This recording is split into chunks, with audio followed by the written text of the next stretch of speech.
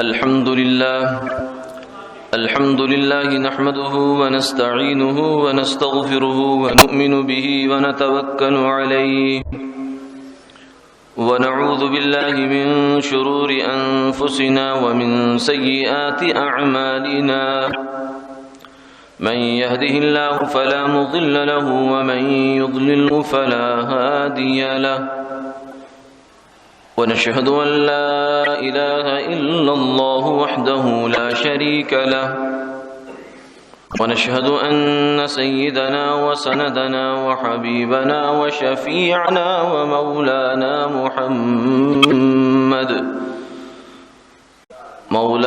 محمدا عبده ورسوله المبعوث إلى الأسود والأحمر المنعوت بشرح الصدر ورفع الذكر وصلى الله تعالى على خير خلقه محمد وعلى آله وصحبه وبارك وسلم تسليما كثيرا كثيرا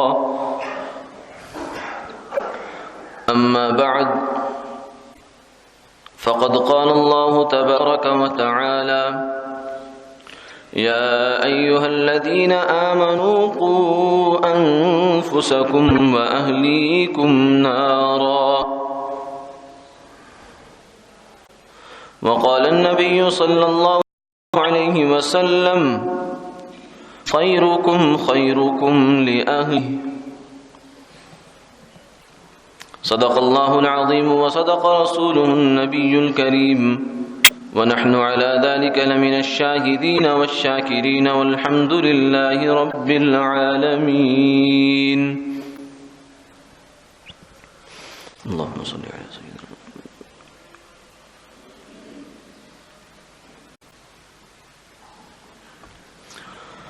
محترم و مکرم حاضرین و سامعین، اللہ رب العزت کا پاک ارشاد ہے، اے ایمان والو، اپنے آپ کو بھی اور اپنے گھر والوں کو بھی آگ سے بچاؤ، وہ آگ کے جس کا ایندھن انسان ہیں اور پتھر ہیں، اور اس پر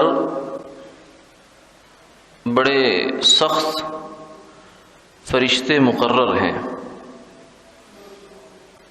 جو اللہ کے حکم کی نافرمانی نہیں کرتے، جو انہیں کہا جاتا ہے وہ اس کو کر گزرتے۔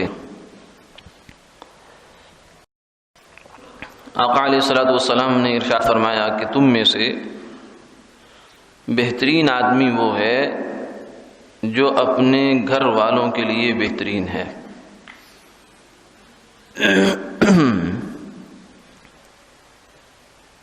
اس حدیث مبارکہ میں اور آیت مبارکہ میں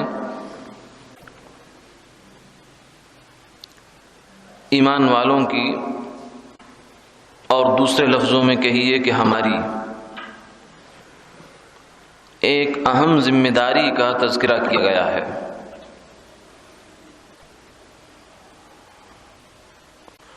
اور اس اہم ذمہ داری سے بالعموم غفلت برتی جاتی ہے۔ اچھے خاصے سمجھدار لوگ بھی، مہذب لوگ بھی اس حوالے سے کوتاہی کا شکار رہتے ہیں۔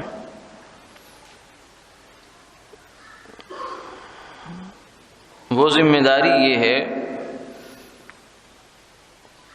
کہ اپنے آپ کو اور اپنے گھر والوں کو، اپنے متعلقین کو آگ سے بچاؤ۔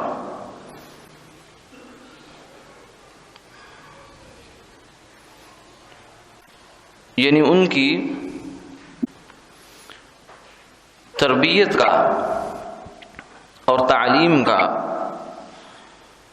ایسا نظام بناؤ اور ایسی فکر کرو کہ جس کے نتیجے میں تم بھی آگ سے بچو اور تمہارے متعلقین بھی بچ جائیں۔ سب سے پہلا خطاب تو انسان کی اپنی ذات کی طرف ہے کہ اپنے آپ کو بچاؤ۔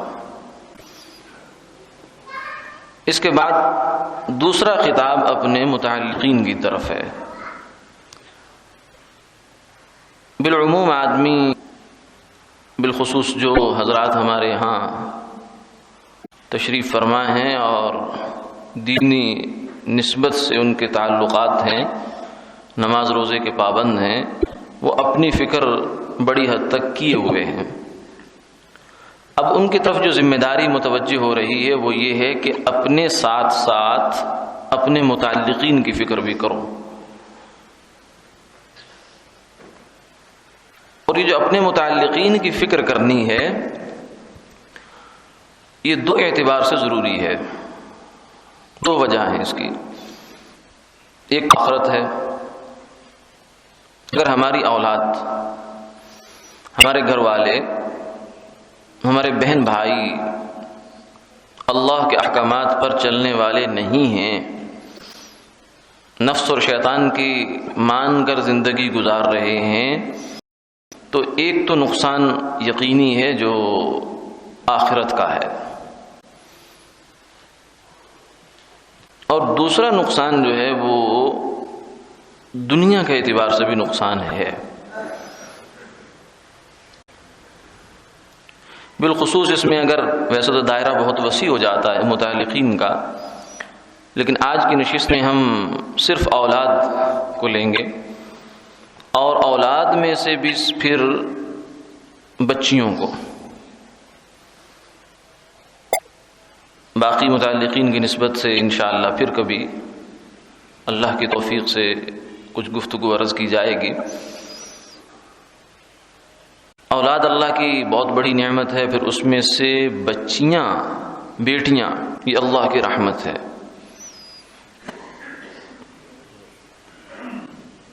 اسی لیے کسی نے کہا کہ بیٹا جو ہوتا ہے وہ زندگی کا سہارا ہوتا ہے، بیٹا زندگی کا سہارا ہے، اور بیٹی انسان کا جگر پارا ہے۔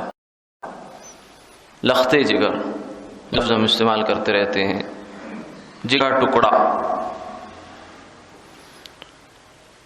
تو بیٹے کی خرابی سے یا اس کے ساتھ اگر کچھ زندگی میں دشواری پیش آ جائے تو ہماری ظاہر کی زندگی متاثر ہوتی ہے عموماً، لیکن بیٹی کا دکھ ایسا ہوتا ہے کہ جو انسان کو اندر سے کھا جاتا ہے، اندر سے کھو کر دیتا ہے۔ وہ بے چارگی ہوتی ہے، وہ بے بسی ہوتی ہے کہ جس کے سامنے سوائے آنسو بہانے کے آدمی کچھ نہیں کر سکتا۔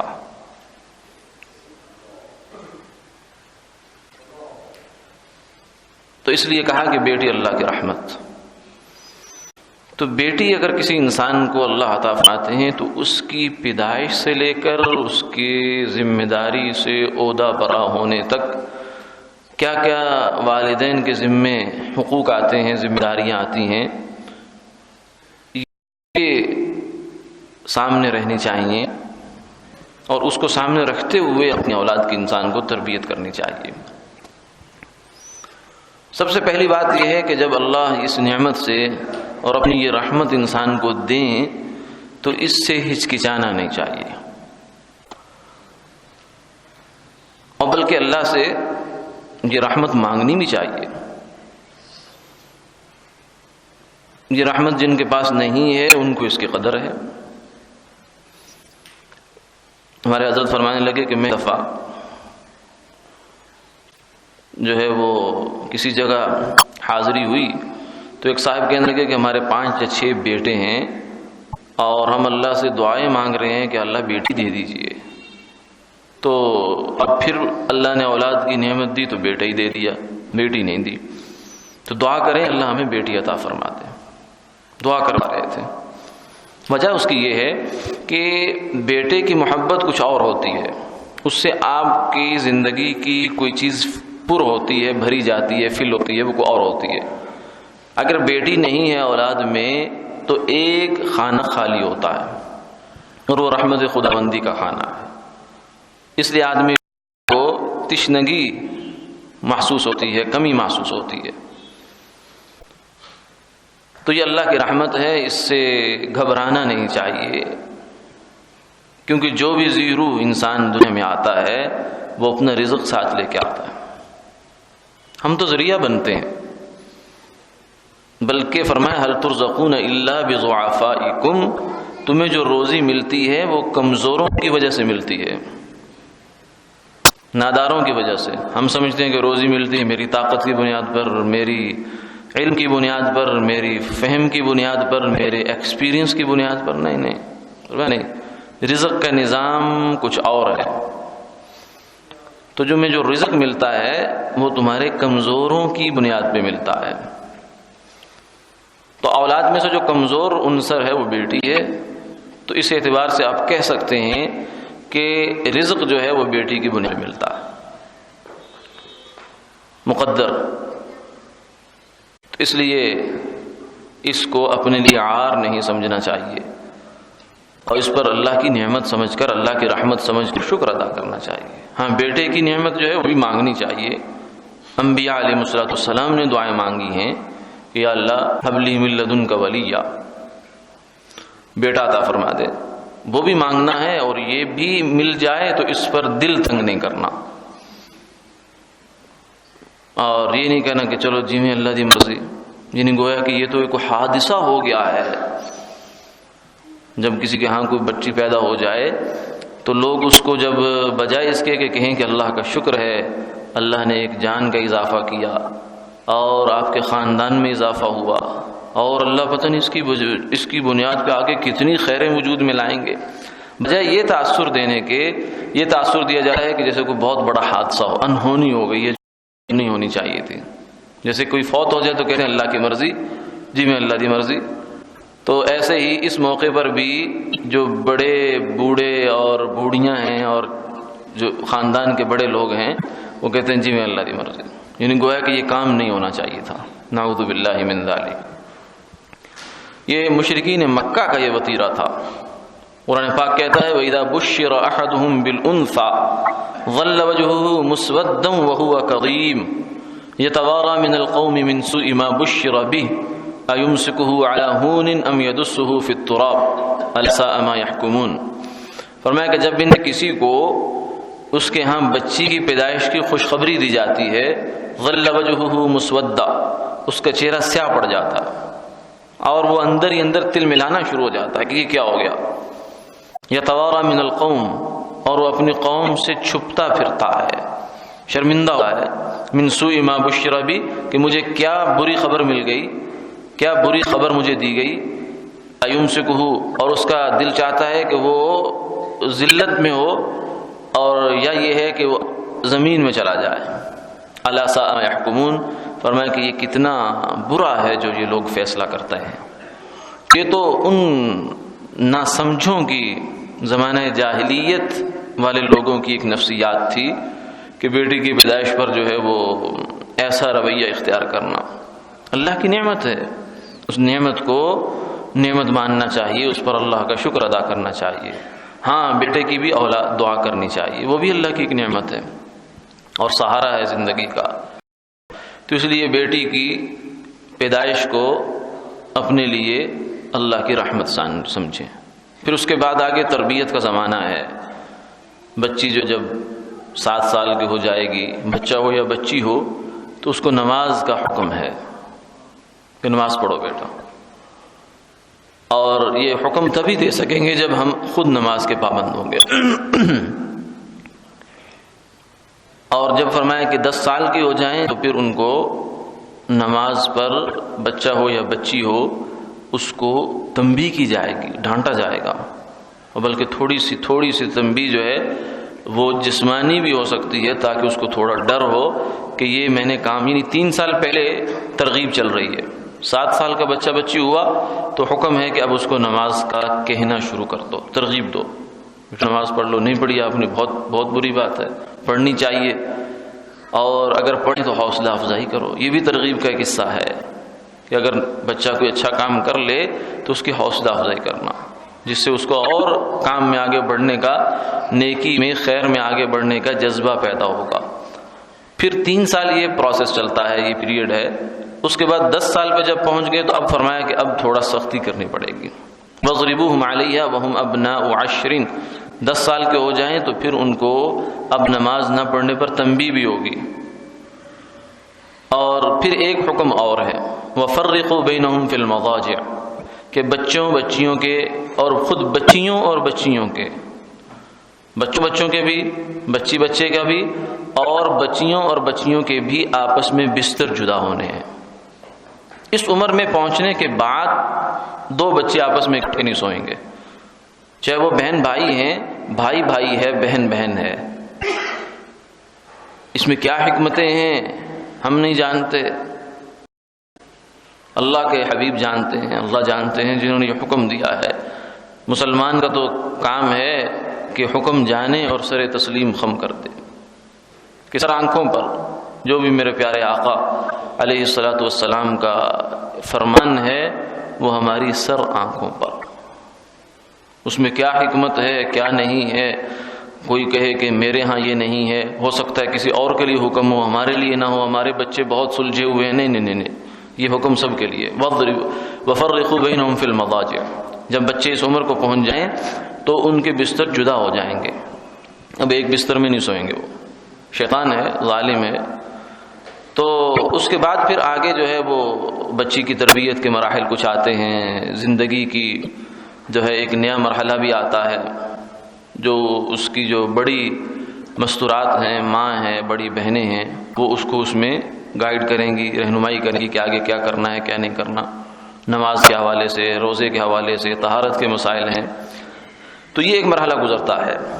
اب اس کے بعد آقا علیہ الصلوۃ والسلام نے یہ فرمایا کہ بچی جب بالغ ہو جائے، جوان ہو جائے، تو اب والدین کو اس کی شادی کی فکر کرنی ہے، جلدی شادی ہو جائے. یعنی شادی کو مؤخر کیے چلے جانا یہ شریعت کے مزاج کے بالکل مخالف بات ہے. ایک وقت آتا ہے کہ اس وجہ سے کہ رشتہ جو ہے بالکل ہمارے معیار کا نہیں آ رہا، شادی لیٹ ہو رہی ہے، بچی جو ہے وہ جوانی کی عمر سے گزر رہی ہے، اور پھر یہ ہے ایک وقت آتا ہے کہ جب عمر بڑھ جاتی ہے تو پھر رشتے والے اسے پسند نہیں کر رہے ہوتے. یہ مسئلہ ہوتا ہے. تو اس لیے پہلی ترجیح والدین کی ہونی چاہیے کہ بچی کو جوان ہو گئی ہے، اب اس کو اس مرحلے کے لیے تیار کرنا ہے. جب اللہ نے اس عمر کے اس حصے میں پہنچا دیا ہے تو اب اس کو آگے ایک نئی زندگی آ رہی ہے جس کے لیے اس کو تیار کرنا ہے.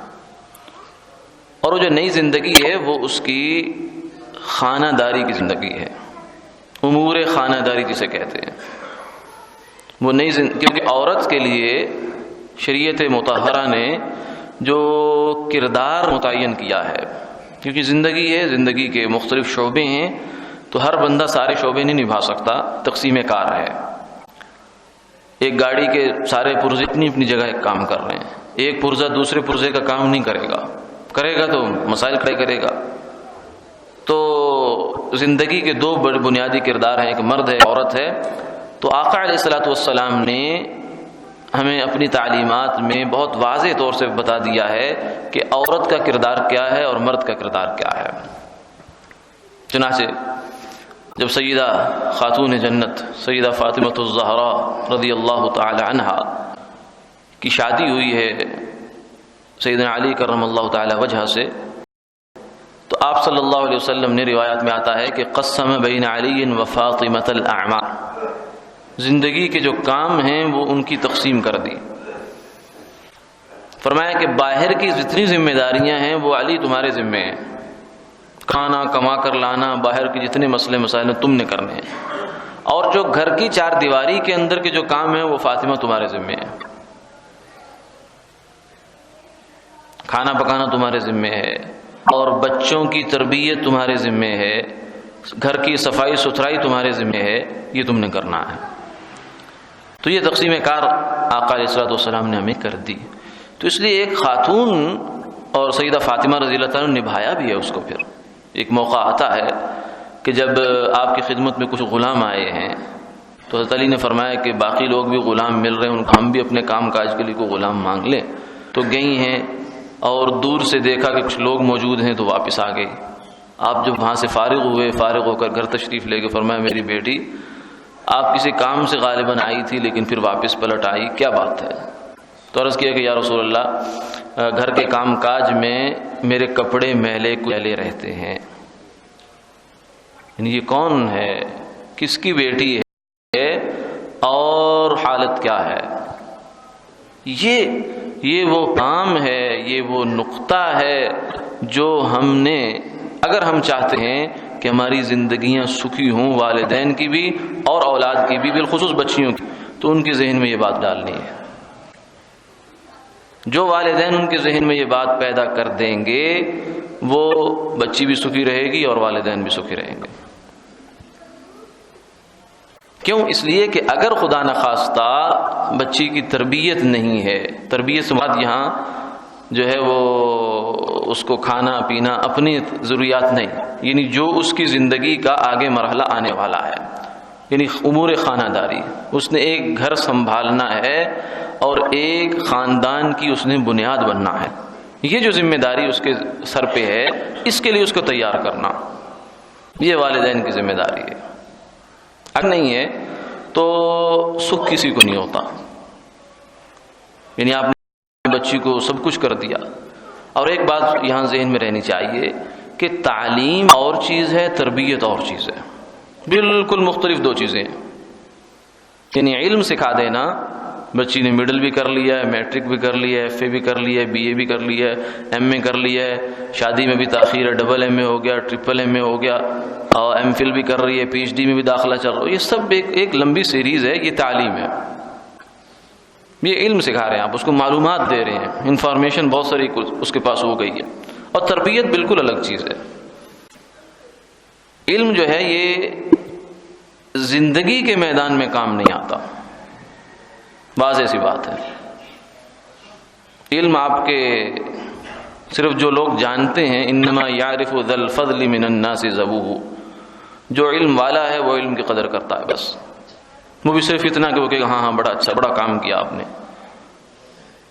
اس لیے ہمارے ایک استاد فرمایا کرتے تھے کہ طالب علموں کو ہم نصیحت کیا کرتے ہیں کہ تم لوگ مدرسے میں پڑھتے ہو 8 سال 10 سال، تو جب آپ لوگ گھر جاتے ہو تو آپ کا ایک سبق وہ ہے جو مدرسے میں اساتذہ سنتے ہیں، یہ مسئلہ یہ مسئلہ یہ مسئلہ، یہ فارمولہ یہ کلیہ، یا اسٹوڈنٹس کو بھی کہہ دیں کہ جو کالج میں، یونیورسٹی میں، اسکول میں ایک سبق وہ ہے جو اس کا ٹیچر سن رہا ہے اس سے، اور ایک سبق وہ ہے جو تم سے معاشرہ سنے گا۔ تم سے معاشرہ یہ نہیں سنے گا E=mc² کا مجھے سمجھاؤ مطلب کیا ہوتا ہے۔ آپ کے چچا، آپ کے ماموں، آپ کی خالہ، آپ کی پھوپھی، آپ کی بیوی، آپ کے بچے آپ سے یہ کبھی زندگی بھر نہیں پوچھیں گے کہ یہ کیا ہوتا ہے، آپ چاہے 10 دفعہ کر لیں، وہ آپ کے کردار کا سبق سنیں گے، وہ آپ کے اخلاق کا سبق سنیں گے، وہ آپ کی برداشت کا سبق سنیں گے، وہ آپ کی زبان کے میٹھے بول کا سبق سنیں گے، وہ سبق ان کے یہاں۔ اگر آپ پوری کتاب رٹ کر مدرسے سے گئے ہیں، اسکول سے گئے ہیں اور کالج یونیورسٹی سے بہت ٹاپ کیا ہے، لیکن تربیت کے میدان میں فیل ہے، بچہ ہو یا بچی، تو وہ فیل ہے، دنیا کی نظر میں فیل ہے، وہ اس کی ڈگری کسی کام نہیں آئے گی۔ تو اس لیے عرض کرنے کا مقصد یہ ہے کہ بچی بالخصوص بات بہت وسیع موضوع ہے، اس لیے آج کی نشست میں ہم اس پر گفتگو کر رہے ہیں کہ بچی کی تربیت بالخصوص وہ کس انداز سے کرنی ہے۔ پرانے والدین بقول ہمارے حضرت مفتی محمود رسن شاہ صاحب دامت برکاتہم العالیہ کہ جب پڑھا لکھا زمانہ ہوتا تھا، حضرت تو فرماتے ہیں کہ جو تعلیم ہے ہی نہیں، اپنے بزرگوں کا ایک انداز ہے سمجھانے کا۔ بہرحال تعلیم الگ ہے، تربیت الگ۔ جس زمانے میں لوگ انگوٹھا چھاپ ہوتے تھے لیکن تربیت کرتے تھے، خود بھی تربیت یافتہ ہوتے تھے اور اپنی اولاد کی بھی تربیت کیا کرتے تھے، اس زمانے میں جو والدین ہوا کرتے تھے وہ بچی کو ایک خاص ذہن کے ساتھ تیار کیا کرتے تھے، اور اس ذہن کی جو نمائندگی ہے وہ ان کے جملے کیا کرتے تھے۔ آپ حضرات نے بھی سنے ہوں گے، جو پرانے حضرات ہیں وہ اس دور سے گزرے بھی ہیں، لیکن چونکہ اب ہم ایک نئی نسل داخل ہو رہی ہے، انفارمیشن کا زمانہ ہے، ٹیکنالوجی کا زمانہ ہے، میڈیا کا زمانہ ہے، اور فاصلے سمٹ جانے کا زمانہ ہے، تو اس لیے اب ہمیں کچھ اور سوچنا ہے۔ پرانے لوگ تو بہت کلیئر یہ کام کیا کرتے تھے، بچی کی تربیت شروع سے اس کو کھانا پکانا آنا چاہیے، اس کو سینہ پرونا آنا چاہیے، اس کو گھر کے سارے ذمہ داریاں جو کام اس کے ساتھ آگے اس کے ماحول میں جا کر اس کو چیلنجز پیش آ سکتے ہیں وہ سب سے اس کو نمٹنا آنا چاہیے، یہ ترجیح ہوا کرتی تھی۔ قرآن پاک، بنیادی دینی تعلیم، نماز روزہ، یہ آنے کے بعد وہ گویا کہ اگلی ڈگری یہ ہوتی تھی کہ یہ چیزیں آتی ہیں کہ نہیں آتی بچی کو، یعنی چاہے وہ انگریزی اردو فرفر بولتی ہے مگر وہ ایک انڈا بنانا نہیں جانتی ہے تو گھر کے میدان میں امور خانہ داری کے پرچے میں فیل ہے۔ اور زندگی جو چلنی ہے وہ ڈگری پر نہیں چلنی، زندگی اس پر چلنی ہے۔ اس کے پاس بہت علم ہے لیکن اس کے اندر والدین نے اس کو یہ تربیت نہیں دی ہے کہ بیٹا سخت بات سن کر برداشت کیا جاتا ہے، صبر کا بڑا اجر ہوتا ہے، ان اللہ مع الصابرین، صبر کیا ہوتا ہے، برداشت کیا ہوتی ہے، یہ سبق نہیں دیا گیا، اس کو پریکٹیکل نہیں دیا گیا۔ تو نتیجہ کیا نکلے گا؟ ڈگری سے نباہ ہو جائے گا نہیں ہو جائے گا، پیسے سے ہو جائے گا نہیں ہوگا، بہت بڑا جہیز کا سامان ٹرکوں کے ٹرک بھی اگر بھیج دیے گئے تو نباہ ہوگا نہیں ہوگا۔ مثالیں بھرا پڑا ہے معاشرہ اس وقت، پہلے کوئی آج سے 15-20 سال پہلے اتنے کیس نہیں ہوا کرتے تھے، اب یہ ہو رہا ہے کیونکہ ہم دارالفتاء میں بیٹھنا ہوتا ہے، فتوے کی جگہ ہے، تو طلاق ایک بہت بڑا پورشن ہے ہمارا جو مسائل آتے ہیں، تو اس میں پھر پیچھے جو ریزن سننے میں آتی ہیں اندازہ ہوتا ہے کہ اس وقت ہماری نئی نسل جو ہے وہ کدھر جا رہی ہے۔ یعنی شادی ہو گئی ہے، دوسرا مہینہ ہے اور مرد نے کچھ بات کر دی، ساس نے کچھ بات کر دی، سسر نے کچھ بات کر دی، یہ ہو جاتا ہے۔ یہ ابھی ایک الگ بحث ہے کہ ساس سسر مرد کو کیا کرنا ہے، وہ بھی اپنی جگہ ہے، لیکن وہ کیا ہوا جناب، وہ بچی جو ہے بگڑ گئی ہے، اس نے فوراً فون کیا ماں کو باپ کو کہ یہ ہو گیا وہ ہو گیا، میرے ساتھ یہ ہو گیا، فلاں ہو گیا فلاں ہو گیا، اور جناب وہ ماں باپ بیچاروں کی نیندیں اڑ گئی ہیں۔ ٹھیک ہے آدمی کہہ دیتا ہے کہ تم صحیح رہو، ہم تمہارے پیچھے ہیں، تمہارے بھائی ہیں، تمہارے والدین سر پہ ہیں، لیکن اندر سے پتا ہوتا ہے کہ یہ بیٹی ہماری کمزوری ہے۔ اگر یہ خدا نخواستہ وہاں سے واپس آ جاتی ہے تو آگے کیا ہوگا، یہ پتا ہوتا ہے ہر ایک کو۔ تو اس لیے یہ وہ حقائق ہیں جن سے نظریں نہیں چرانی چاہیے انسان کو۔ تو اولاد کی بالخصوص بچیوں کی تربیت اس نہج پہ جائے جیسے پرانے لوگ کیا کرتے تھے، پڑھے لکھے زمانے میں جیسے تربیت ہوا کرتی تھی۔ اس کی ایک مثال عرض کر رہا تھا کہ والدین بچی کا ذہن اس نہج پہ بنایا کرتے تھے کہ تم نے وہاں جا کے گھر کو سر پہ اٹھانا ہے، باقی تمہاری جو خصوصیات ہیں وہ سب اپنی جگہ ہیں، تم کچھ بھی ہو لیکن تمہاری بنیادی ذمہ داری یہ ہے، اس کو نبھانا ہے تم نے۔ اور پھر ایک نصیحت جب ڈولی ہوا کرتی تھی، اب تو وہ نہیں ہے، اس میں بٹھاتے ہوئے کیا کرتے تھے کہ بیٹا اس گھر سے میں یعنی سسرال کے گھر میں تمہاری ڈولی جا رہی ہے، ارتھی واپس آنی چاہیے، ہندی کا لفظ ہے، یعنی جنازے کی چارپائی، یعنی اس گھر سے اب واپسی نہیں ہے۔ اور اسی بنیاد پر جو ہے آپ پرانے جو ہے ہمارے شعراء کو دیکھیں، جو پنجابی کے جن لوگوں نے کلام لکھے یا اردو میں بھی، وہ لوگ اس کو پورے اس منظر کو آخرت کے سفر سے تشبیہ دیتے ہیں، یعنی جنازے کی چارپائی اور ڈولی ایک چیز ہے، جیسے یہاں کی کیے ہوئے کام اور بنی ہوئی شخصیت قبر میں جا کے انسان کے وہی کام آتی ہے، اور کچھ نہیں کام آتا، نہ پیسہ نہ مال نہ دولت نہ بھائی نہ کچھ نہیں کام آتا، جو وہ خود ہے وہ کام آتا ہے۔ من انت، تو کون ہے؟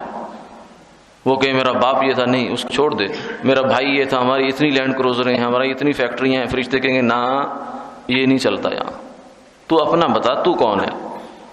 اسی طریقے سے پرانے لوگ جو ترقی یافتہ زمانہ نہیں ہوتا تھا، اب تو ترقی یافتہ زمانہ ہے نا، انفارمیشن کا زمانہ ہے، وہ لوگ یہ بچی کو کہا کرتے تھے بیٹا آگے جا کر تو نے نباہ کرنا ہے، اپنے کردار کی بنیاد پہ کرنا ہے۔ ہماری ٹھیک ہے بہت فیکٹریوں میں اگر ڈی آئی جی آئی جی بھی ہوں تو میں ایسا تو ہو سکتا ہے کہ 1 منٹ میں تیرے پورے سسرال والوں کو تھانے میں لٹکا دوں، لیکن اس سے تو بس جائے گی نہیں، ایسا نہیں ہوگا۔ اور مقصد کسی کو تھانے میں لانا نہیں ہے، مقصد تجھے بسانا ہے، کیونکہ والدین کی راحت تبھی ہوگی جب تو بسے گی۔ تو یہ ان کا ذہن ہوا کرتا تھا، اس ذہن سے بھیجا کرتے تھے، اسی ذہن سے اس کی تربیت کیا کرتے تھے، اس کو اخلاق سکھائے جاتے تھے، اس کو برداشت سکھائی جاتی تھی، اور اس کو جو امور خانہ داری ہیں وہ سکھائے جاتے تھے۔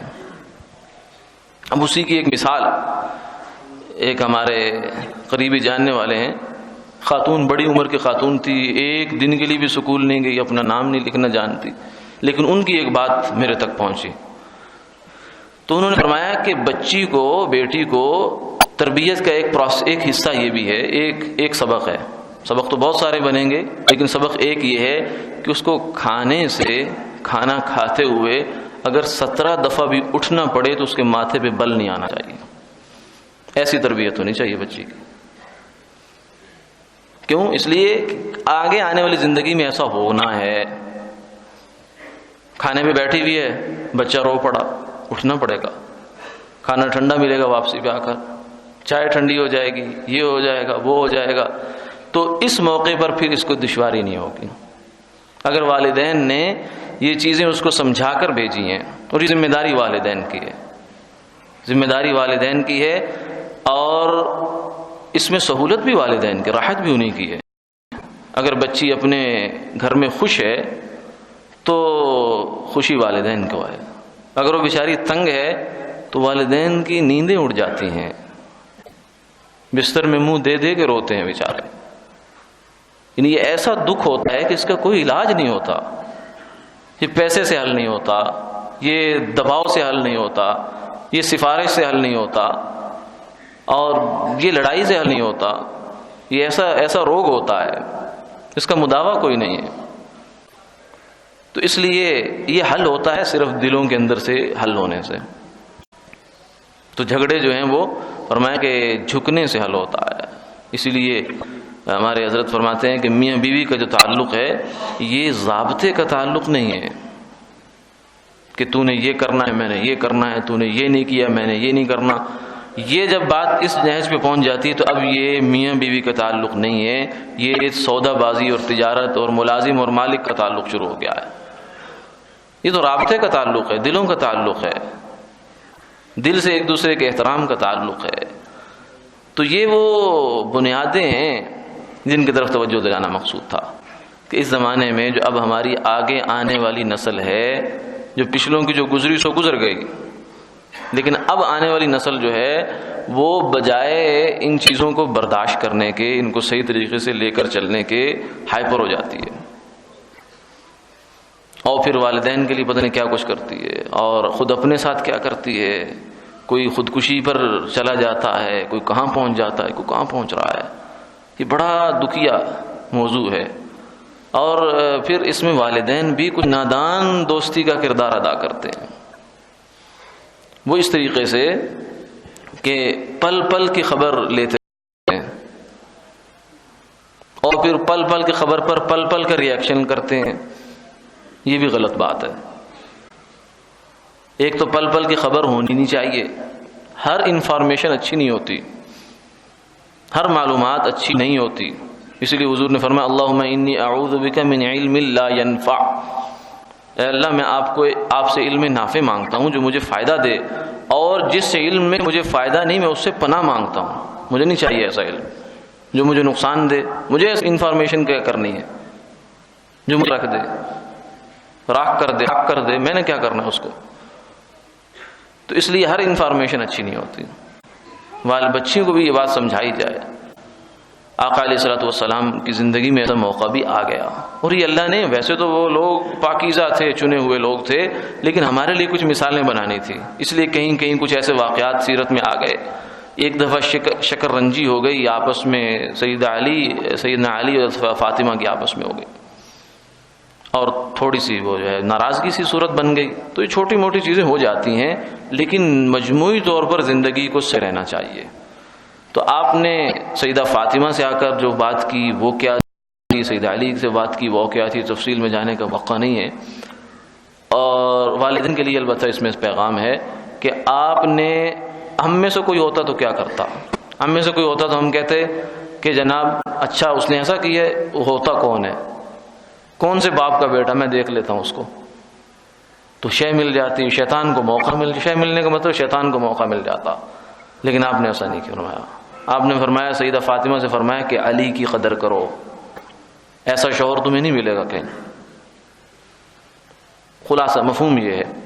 اور علی سے فرمایا کہ فاطمہ کی قدر کرو، ایسی بیوی نہیں ملے گی تمہیں کہیں. یہ ہے وہ مزاج، یہ ہے وہ تربیت جو آپس میں دلوں کو جوڑتی ہے. اور جو ہم جس طریقے پہ چلتے ہیں کہ محاذ آرائی، اس سے دل جڑتے نہیں ہیں، دل ٹوٹ جاتے ہیں اور پھر زندگی ٹوٹ جاتی ہے، زندگی بہت تلخ ہو جایا کرتی ہے. تو یہ ایک بنیادی ذمہ داری ہے اس زمانے میں والدین کی کہ بالخصوص بچے کا دکھ بھی ہوتا ہے، لیکن بچی کا دکھ چونکہ بہت اہم ہے، اس لیے ہم نے صرف اس کو موضوع بنایا کہ ان کی تربیت کیسے کرنی ہے اور کیسے ان کو اس نہج کی ایک خاتون بنانا ہے جو ذمہ دار ایک پورے گھر کو لے کر ایک پورے خاندان کی بنیاد بننے والی خاتون ہو. اللہ تعالی ہمیں سمجھ فرمائے، عمل کی توفیق عطا فرمائے.